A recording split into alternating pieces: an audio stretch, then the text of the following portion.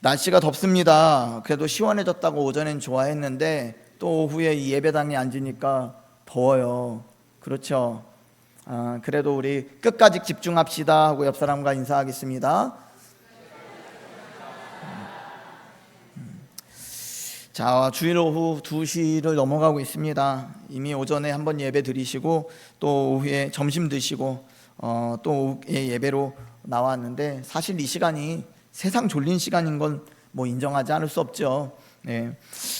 그렇지만 이 시간도 참 귀합니다.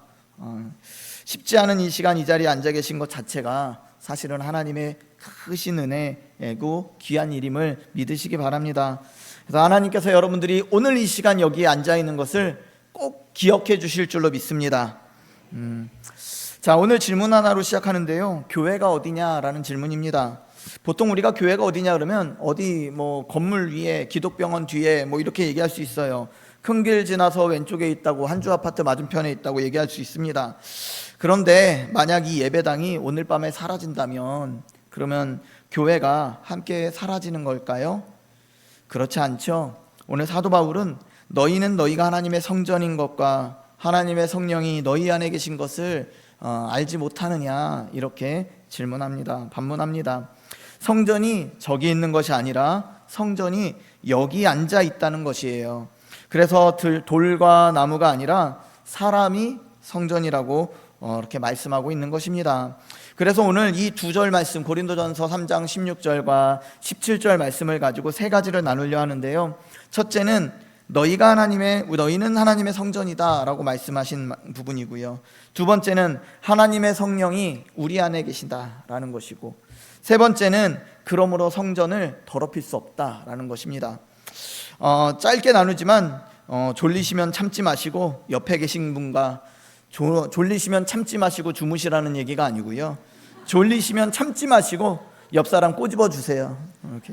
이렇게 나 꼬집으면 아프니까 옆 사람 꼬집으면서. 자, 오늘 본문을 제대로 이해하려면요, 고린도 교회를 좀 알아야 해요. 고린도 교회는 은사가 넘쳐난 교회입니다. 말도 잘하고 지식도 많았고 방언도 있고 또 예언도 있었습니다. 겉으로 보기에는 대단히 뜨거운 교회예요. 그런데 그 안에 어떤 일이 있었냐면 1장 12절에 보니 나는 바울에게, 나는 아볼로에게, 나는 게바에게, 나는 그리스도에게 속했다, 그에게 세례받았다라고 하면서 당파를 짓기 시작했다는 것이죠. 갈라지기 시작했다는 거예요. 편이 갈렸다는 것입니다. 그래서 3장 3절에서 바울은 이렇게 말하고 있습니다. 너희 가운데 시기와 분쟁이 있으니 어찌 육신에 속한 자가 아니리요, 이렇게 말하고 있습니다.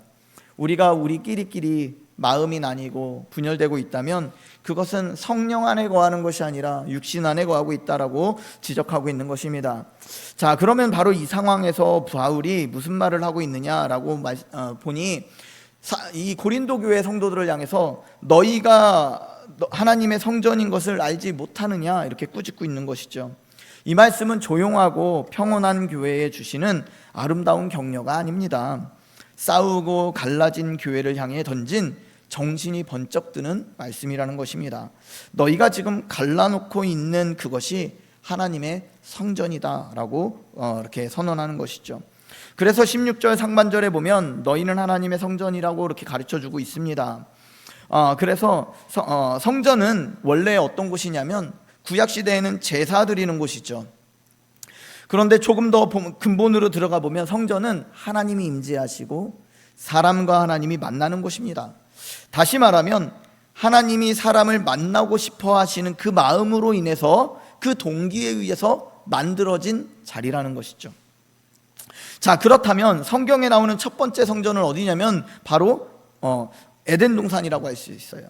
첫 번째 성전은 솔로몬의 성전도 아니고요, 광야의 성막도 아닙니다. 최초의 성전은 에덴 동산이라고 할 수 있는 것이에요. 창세기 3장 8절에 보니 하나님이 동산에 거니셨다고 합니다.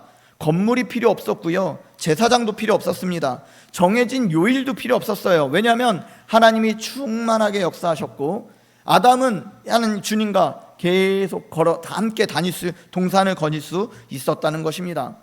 그때는 모든 날이 거룩했고요, 모든 곳이 거룩했고요, 또 모든 사람이 거룩했다는 것입니다. 그런데 창세기 3장에서 뭐가 들어왔냐면 죄가 들어왔다는 것이에요.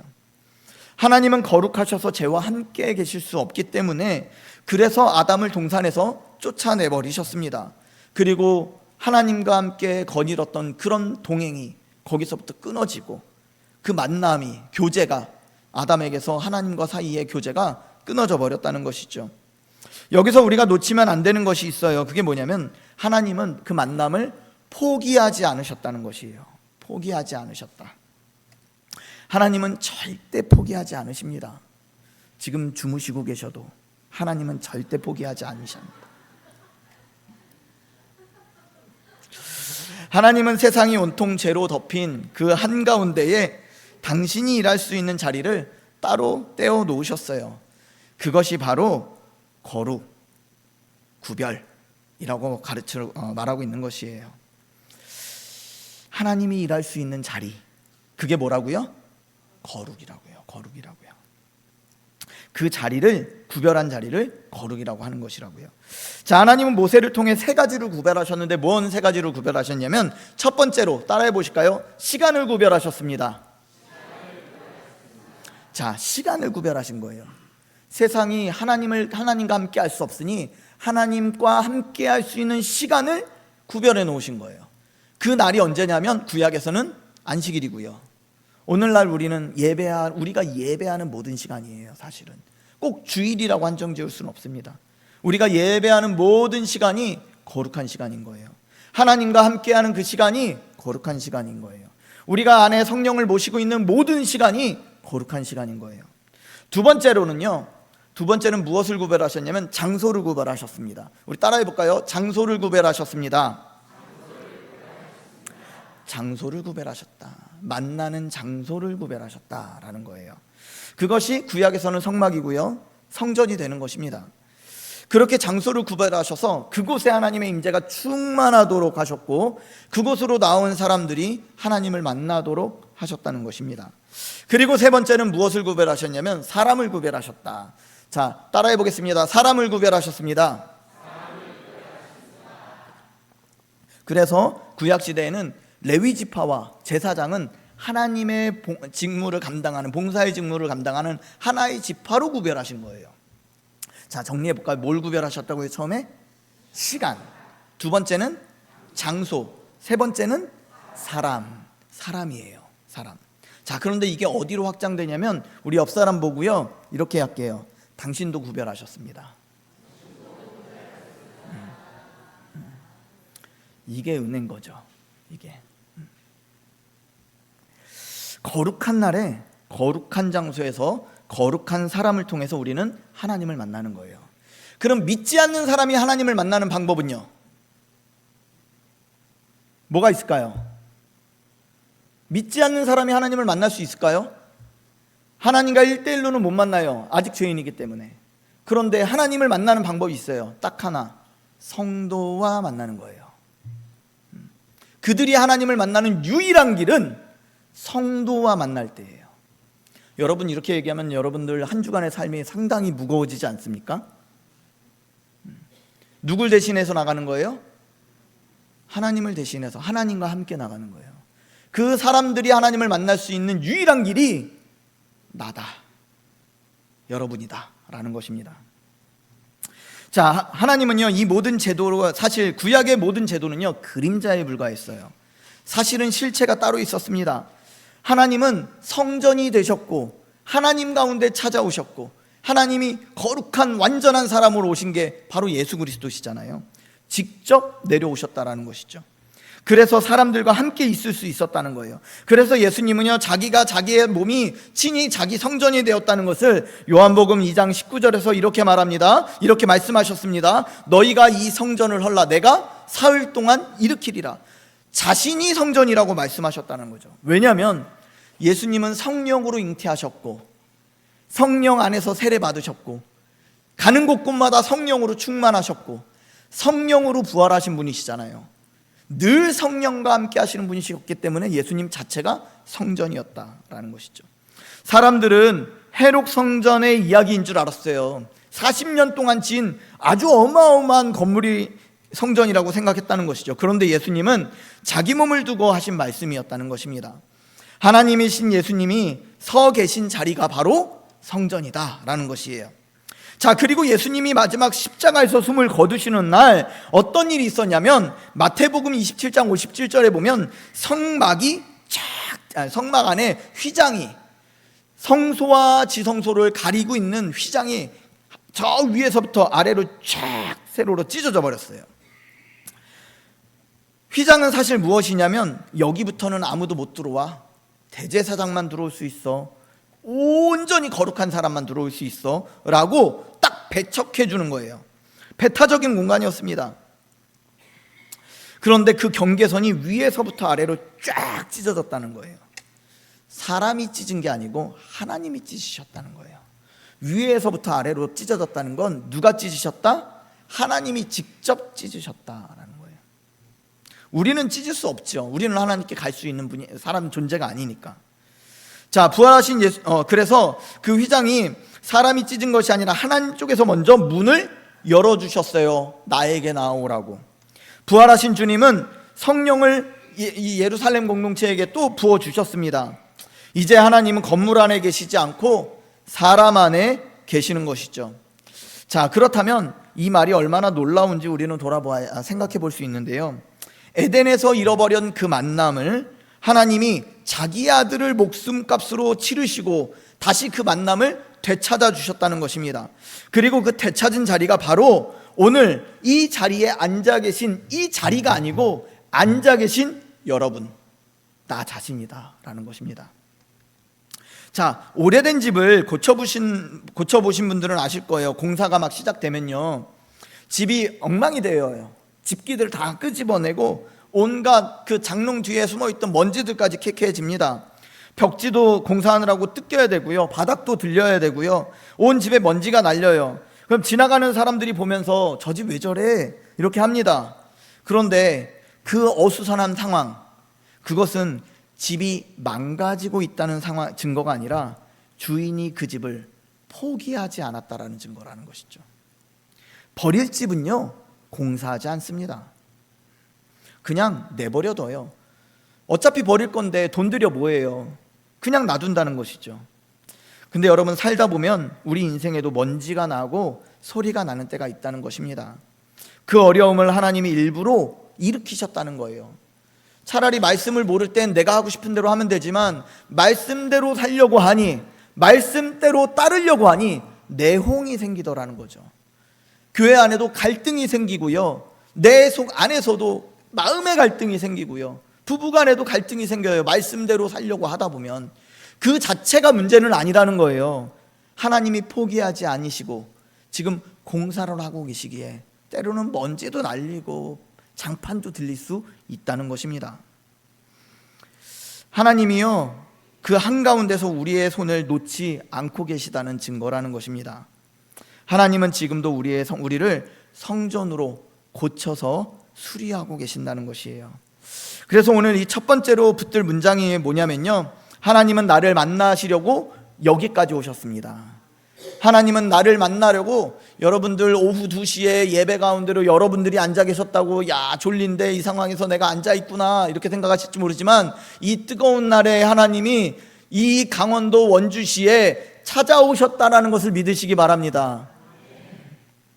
자, 두 번째는요, 16절 하반절 보면 하나님의 성령이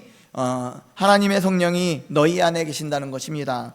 우리 16절 후반절 다시 한번 보겠습니다. 16절 후반절 보면요, 하나님의 성령이 너희 안에 계시는 것을 알지 못하느냐 이렇게 기록하고 있습니다. 자, 여기서 중요한 것이요, 건물이 성전을 만드는 것이 아니라는 것입니다. 하나님의 임재가 성전을 만드는 거예요. 자, 그러면 나는 지금 성전인가요? 아멘 좀 해보세요. 근데 내 안에 성령이 계신지 안 계신지가 헷갈리는 게, 그게 문제인 거죠. 내 안에 성령이 계시다면 여러분들은 성전입니다. 그러면 내가 성전인 걸 알려면 성령이 내 안에서 마음껏 일하셔야 되잖아요. 그래야 느껴지거든요. 죄도 이겨야 되고요, 판단도 해야 되고요, 기도도 열심히 해야 되는데, 그게 성령 안에서 일하신다는 증거인데, 그게 약해지면, 성령의 불이, 뜨거움이 이렇게 사그라들면 내 안에 성령의 증거가 약해지고 내가 구원받은 백성인가 헷갈리기 시작해요. 자, 에스겔 10장에는요 하나님의 영광이 성전을 떠나는 무서운 장면이 나옵니다. 건물은 그대로 서 있고 제사도 계속 드려졌습니다. 그러나 하나님이 떠나신 성전은 더 이상 성전이 아닌 것이죠. 같은 표현이 무엇이냐면요, 소금이 맛을 잃으면 길가에 버려지는 돌과 같습니다. 소금은 짠맛을 낼 때 의미가 있죠. 요만한 하얀 알갱이가 우리에게 음식의 맛을 살려주는 건 그 안에 맛이 있기 때문입니다. 여러분들 안에 맛이 있을까요? 우리에게 유일한 맛은 예수 그리스도예요. 예수 그리스도가 여 안에서 맛을 내어 주셔야 된다는 것이죠. 성도라 이름하고 있지만, 그리스도인이라 이름하고 있지만 그 안에 예수가 없으면 아무 맛이 없는 것이죠. 코로나 때에요 우리는 아주 이상한 경험을 했습니다. 예배당은 그대로 있었는데 강대상도 의자도 십자가도 그대로 있어요. 그런데 예배당에 사람이 없는 걸 경험했습니다. 텅 빈 예배당을 보신 분들이 그 마음을 아실 것입니다. 그때 우리가 깨달은 게 뭐죠? 건물이 교회가 아니라는 것이죠. 우리 동시에 각자가 집에서 홀로 드렸던 그 예배에도 하나님의 임재가 있었다는 것이고, 하나님이 그곳에서도 나를 만나 주셨다는 것입니다. 하나님은 건물에 갇혀 계신 분이 결코 아니십니다. 어디에나 어느 곳에나 어느 때에나 만나시려고 예수님을 보내신 거예요. 어느 때나 언제나 어디서나 만나시기 위해 예수님을 보내셨다는 거예요. 여기서 우리가 또한 반드시 짚어야 될 질문이 있습니다. 그래서요, 어디서나 언제나 주님을 만나고 계세요? 이게 돌아보면 월요일은 아니었던 것 같고, 금요일도 좀 기도하는 자리보다 내가 다른 불금을 좀 즐기고,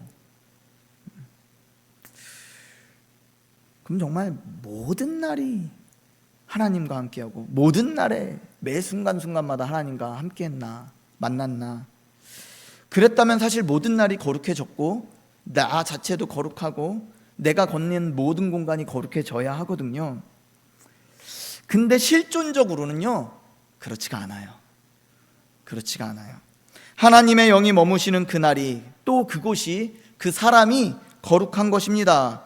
그러니까 우리는 이렇게 물어야 되는 거죠. 내가 살아가는 모든 날에 하나님의 영과 동행하고 있느냐라는 것이죠. 내가 서 있는 모든 자리에 하나님이 영이 함께 하시냐는 것이죠. 내가 만나는 사람들 앞에서 나는 늘 성전으로 서 있느냐라는 것이죠. 이것이 우리를 정죄하려고 질문하는 것이 아니고요, 바로 이것이 우리에게 주어진 사명이에요. 사명.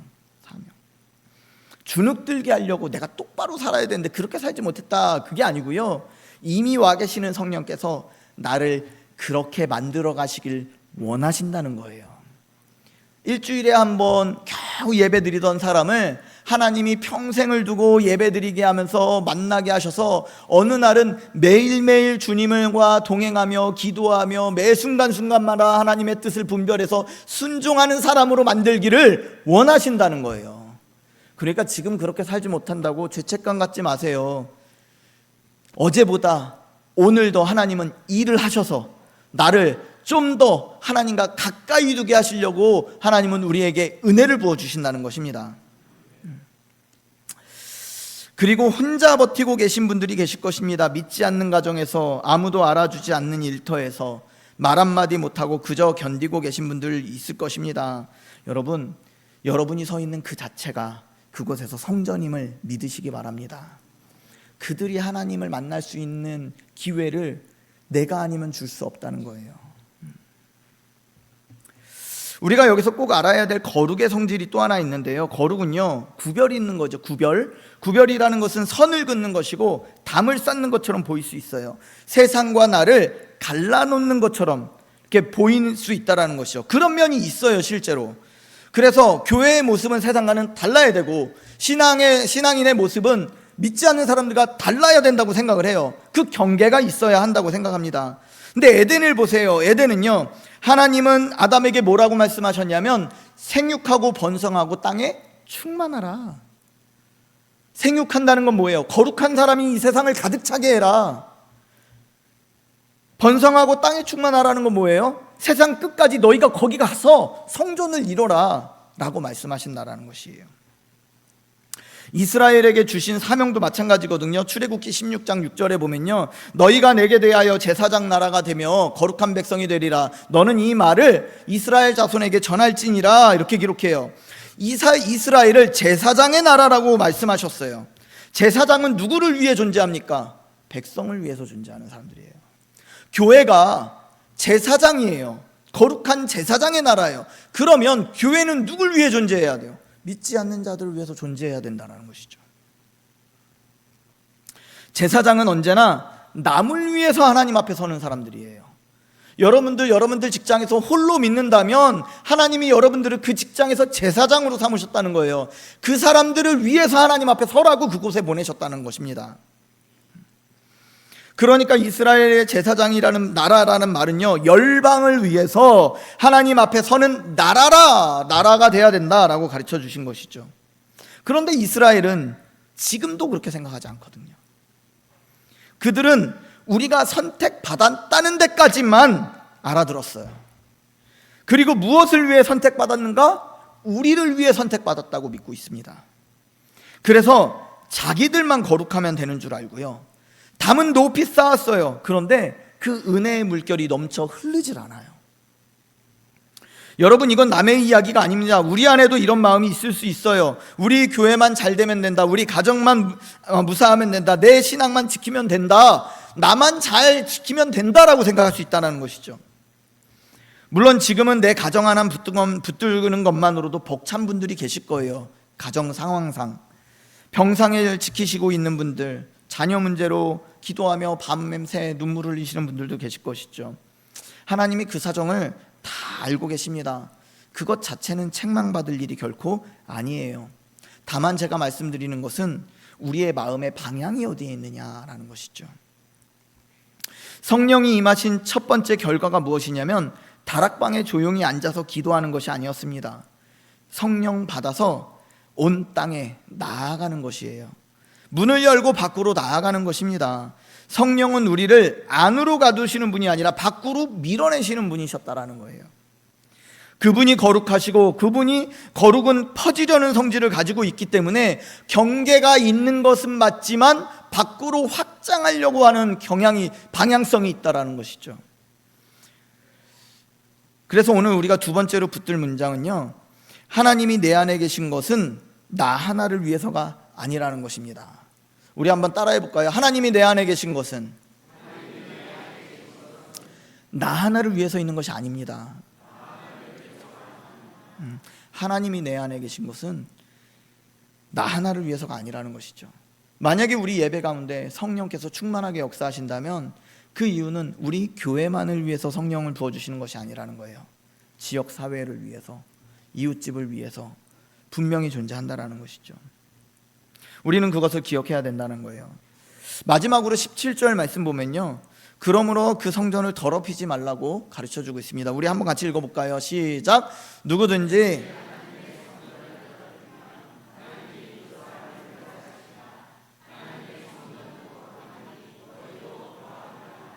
아멘. 자, 17절로 들어가기 전에 한 가지 말씀드리겠습니다. 오늘 이 말씀은요, 우리 교회 안에 어떤 특정한 일이나 특정한 사람을 두고 드리는 말씀이 아닙니다.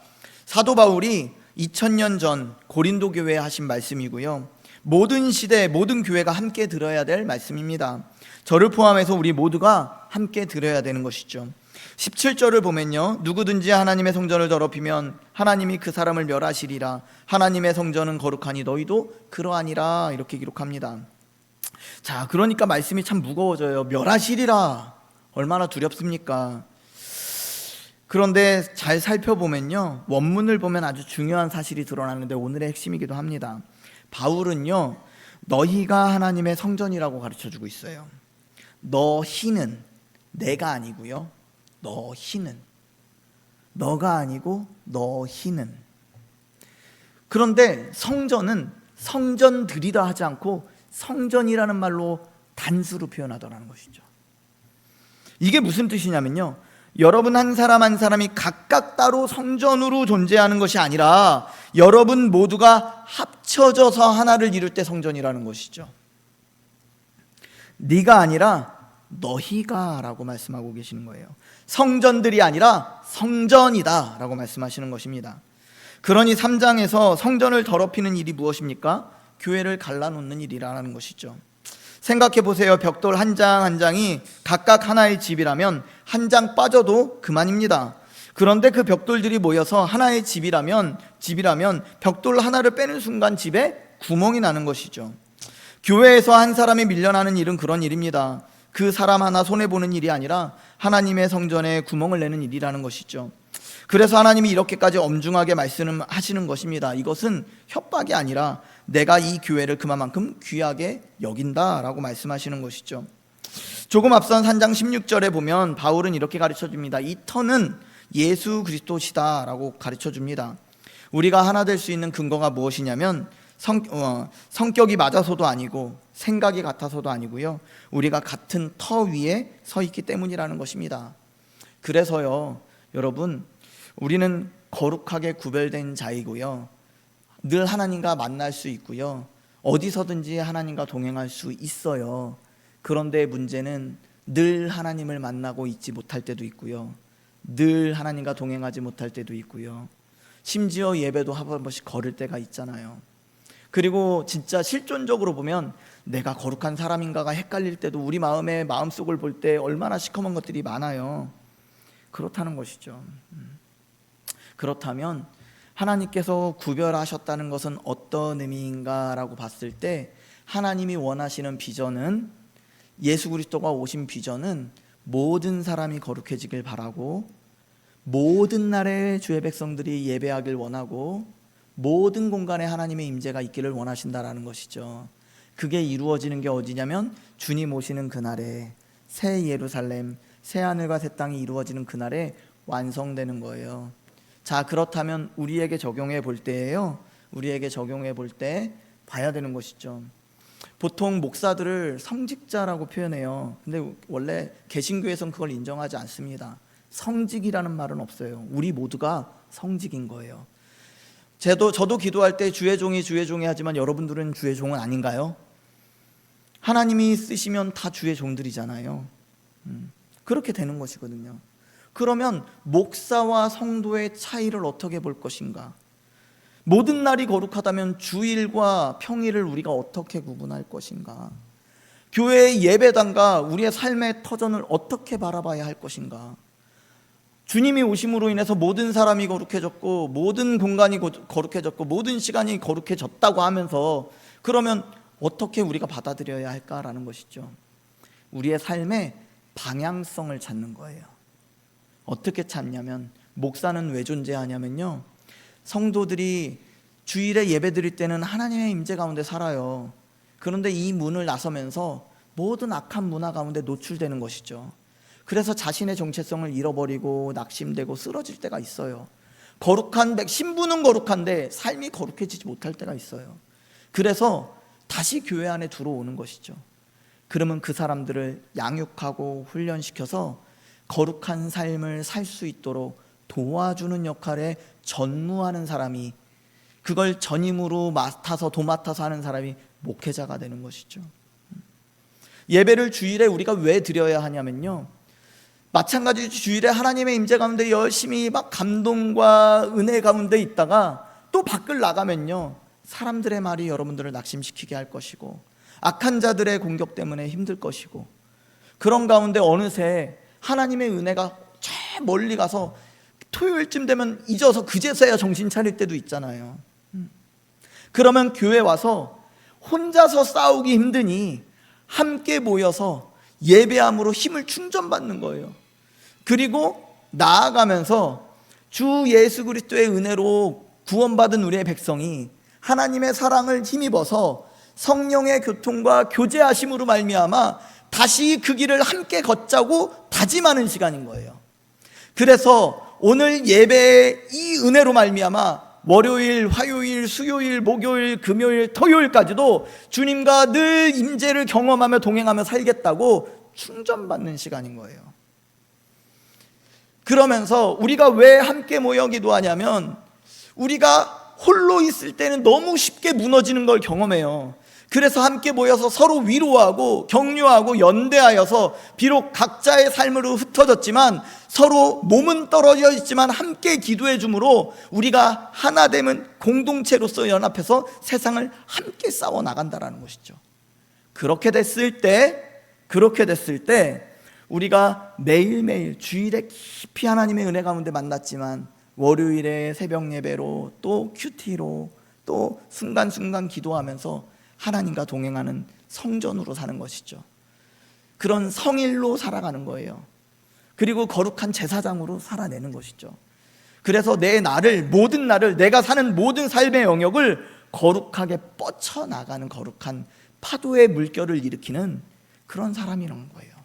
그러니까 주일만 거룩한 게 아니고요, 목회자만 거룩한 게 아니고요, 우리가 가는 곳만, 그런 곳만, 이 교회만 거룩한 게 아니고요, 하나님은 완성시킬 그날에 우리를 확장시키는 화살표로 삼으셨다라는 것입니다. 그렇기 때문에 우리가 무엇을 해야 되냐면 첫 번째로 모여야 한다는 거예요. 모여야 한다는 거. 코로나 상황에는 우리가 그럴 수 없었어요. 그럼에도 우리가 현장 예배를 왜 고수했어야 했냐면 모여야 하는 이유가 분명하게 있다는 것이죠. 어디에서나 예배 드릴 수 있어요. 그런데 그렇게 예배하면 아시잖아요. 온라인 예배 한 달 만에 보면 금방 영감이 떨어져요. 은혜 받는 것 같지가 않아요. 그래도 모여서 교제하고 모여서 기도할 때 훨씬 더 은혜가 있고 내가 힘이 되더라는 걸, 살겠다는 걸 경험하게 되잖아요. 그게 정상이라는 것이죠. 그래서 예수님도, 사도 바울도 너희라고 표현했고요, 예수님도 네가 있을 때 나도 있다라고 말씀하시지 않고 마태복음 18장 20절에 두세 사람이 내 이름으로 모인 곳에 나도 그들 중에 있다. 두세 사람은 대단한 숫자가 아닙니다. 오늘 이 예배, 오후 예배 자리가 바로 그런 자리인 것이죠. 성도가 함께하는 자리. 주님은 숫자를 세지 않으시고 우리가 모였는지를 보신다라는 것입니다. 그리고 이 말씀을 하면서 또 함께 또 이렇게 드리고 싶은 말씀은, 때로는 그럼에도 불구하고 몸이 아파서 또 일 때문에 돌봐야 할 사람 때문에 이 자리에 함께 못 하시는 그런 분들도 계시다는 것이죠. 그분들도 우리의 성전의 한 부분입니다. 오히려 우리가 그 자리를 기억하고 채워드려야 되는 것이죠. 그래서 목사가 신방하는 이유는요, 그런 부분이에요. 함께 모여서 오실 수 없는 분들에게는 교회가 찾아가야죠. 주일에 해야 될 일은 그거예요. 우리는 모여서 기도하고 모여서 예배드리고, 그렇게 하지 못하는 일들에게 교회가 찾아가서 예배드려 주는 거예요. 그 다음에 두 번째는요, 함께 거룩을 추구해야 된다는 것입니다. 거룩은 혼자 하는 것이 아니에요. 내 개인 경건만 챙기면 되는 것이 아니죠. 공동체의 거룩을 함께 지켜나가야 되는 것이에요. 그렇기 때문에 나 혼자만이라도 어떻게 해야 되는지 찾아보고, 특별히 선한 사람들끼리 모였는데 문화가 악해지는 경우들이 있어요. 분명히 신자들의 모임인데 한 사람 한 사람 보면 다 좋은 사람들이에요. 근데 셋이 모이면 이상해지는 경우들이 있거든요. 그런 것들은 깨어 있어야 돼요. 우리 안에 버려야 하는 그런 문화라는 것입니다. 그리고 세 번째는요, 함께 회개해야 됩니다. 오늘 이것이 우리에게 가장 어려운 말씀이에요. 교회 안에 죄가 보일 때 우리는 보통 어떻게 하냐면 손가락을 듭니다. 저 사람 때문에, 저 일 때문에. 그런데 성경의 기도자들은 그렇게 하지 않았고요, 느헤미야도 다니엘도 자기가 짓지 않은 죄까지도 놓고 기도했더라는 것이죠. 저들이 범죄하였으니 라고 하지 않고 우리가 범죄하였으니 라고 고백하더라는 것이죠. 남의 죄를 우리 죄로 끌어안을 때 그것이 한 성전으로 서 있는 사람들의 모습이고 태도라는 것입니다. 한 성도님이 오랫동안 교회에 나오지 못하셨어요. 마음이 상하시고 아마 시험 들었던 것 같습니다. 사람들은 처음에 걱정했고요, 시간이 지나자 이야기했고 더 지나니까 잊혀져 버렸습니다. 그런데 한 분이 그 집을 계속 찾아가셨어요. 설득하지도 않고 나무라지도 않고 그냥 앉아 계시다가 오셨다는 거예요. 한 달, 두 달, 반년이 지났습니다. 어느 주일에 그 성도님이 예배당 맨 뒷자리에 앉아 계셨어요. 여러분, 이 한 분이 하신 일이 무엇인가요? 빠져나간 벽돌 자리를 자기 몸으로 맡고 계셨다는 것이에요. 그런데 사랑하는 여러분, 생각보다 우리가 그렇게 해도 돌아오지 않는 분들도 생각보다 많아요. 그래도 괜찮습니다. 돌아오게 만드는 것은 우리 몫이 아니고요, 그 자리를 지키고 서 있는 것이 우리의 몫입니다. 그건 주님이 하실 일이에요. 우리는 우리가 할 일을 하면 되는 것입니다. 여기서 우리 마음이 또 무너질 수 있어요. 지금 누군가의 얼굴이 떠오르시는 분들도 계실 것입니다. 내가 밀어냈던 사람, 내가 등을 들렸던 사람, 생각날 수 있어요. 그러나 주님은 우리를 정죄하시려고 이 말씀을 주신 것이 결코 아니시라는 것입니다. 성전을 세우신 분이 바로 자기 몸을 헐어서 사흘 만에 일으키신 예수님이시라는 것이에요. 우리를 하나 되게 하시려고 자기가 먼저 찢겨주신 분이십니다. 그러므로 우리는 이 말씀 앞에 도망치지 않아야 되고요, 십자가의 은혜가 우리를 붙들고 있기 때문에 우리는 우리의 죄를 정직하게 내려놓을 수 있는 것입니다. 그 은혜 위에서만 우리는 다시 성전으로 세워질 수 있는 것이죠. 그래서 마지막으로 우리가 붙들 문장은요, 하나님의 성전은 내가 아니라 우리라는 것입니다. 우리 한번 옆 사람 다시 한번 마지막 잠을 깨워가며 우리 한번 고백하겠습니다. 하나님의 성전은 우리입니다. 나만 성전이 아니고요, 우리라는 것입니다. 공동체는요 너무 중요해요. 나 혼자 신앙생활하는 거 별로 저는 독려하지 않습니다. 그거 진짜 신앙생활 아니에요. 공동체를 떠난 신앙은요, 언제 우는 사자와 같이 삼킬 줄 모르는 어린 양이 저 광야에 홀로 다니는 것과 다르지 않습니다. 우리가 오늘 세 문장을 붙들었으면 좋겠습니다. 하나님은 나를 만나시려고 여기까지 오셨다는 것이고요, 또 하나님은 내 안에 계신 것을 나 하나를 위해서가 아니라는 것이고요, 또 하나님의 성전은 내가 아니라 우리라는 것입니다. 처음 드렸던 질문으로 돌아갑니다. 교회가 어디 있습니까? 교회는 저 건물이 아니라 하나님의 성령이 머무시는 사람들에게 있다는 것이죠. 그리고 그 사람들이 함께 모인 바로 이 자리라는 것입니다. 그러므로 지금 이 시간, 우리 오후 이 예배 자리가 바로 성전입니다. 여러분이 앉아 계신 이 자리가 하나님이 값주고 되찾으신 에덴 동산이라는 것입니다. 그리고 이 예배를 마치고 문을 나설 때 성전이 여기 남아 있는 것이 아니라 성전이 여러분들과 함께 걸어 나가는 것이에요. 그래서 많은 사람들에게 하나님을 만나게 하시는 그런 거룩한 나라, 제사장 같은 나라가 되시길 주의 이름으로 축복합니다. 그리고 우리 이번 한 주간 여러분이 밟는 모든 땅이, 만나는 모든 사람이, 또 사는 모든 날이 하나님의 영으로 충만케 되기를 주의 이름으로 축복합니다. 그래서 다음 주에 우리 다시 만날 때 서로의 짐을 지고 서로의 자리를 지키고 하나님의 거룩한 성전으로 세워져가는 또한 신일교회 되기를 주의 이름으로 축복합니다.